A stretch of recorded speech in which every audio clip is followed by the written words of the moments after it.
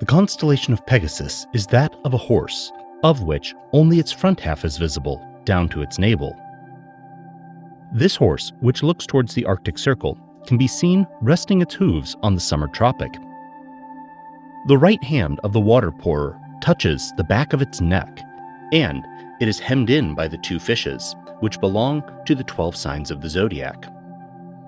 It has 2 faint stars on its muzzle, 1 on its head, 1 on its jaw, 1 on each ear, 4 bright stars on its neck, the brightest being the one which is closest to its head, 1 bright star on its shoulder, 1 star on its chest, 1 on its back, a star on its navel, which is the hindmost and also the head of Andromeda, 1 star on each knee, and 1 on each shin. According to some, this horse is one which created a spring upon Mount Helicon with a blow of its hoof. This spring is known as Hippocrene, the horse's spring. But to others, this horse is Pegasus, the offspring of Poseidon and the Gorgon Medusa. In some accounts, this is the same horse that opened the aforementioned spring. In some versions of the tale, it is said that when Bellerophon came to visit Proitos, the king of the Argives, the king's wife, Anatea, fell in love with the guest and begged him to satisfy her desires, promising him her husband's throne. When she failed to achieve this wish, she feared that he would denounce her to the king, and so forestalled him by telling her husband that he had tried to rape her. But the king had taken a liking to Bellerophon, and so Proitos was unwilling to inflict punishment upon him directly.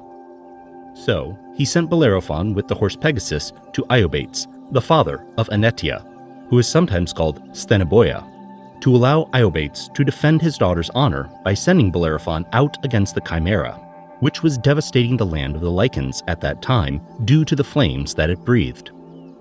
Although Bellerophon was successful against the Chimera, the horse attempted to fly to the heavens.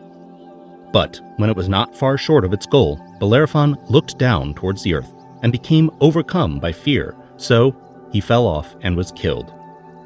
The horse, for its part, flew all the way, and Zeus established him among the constellations.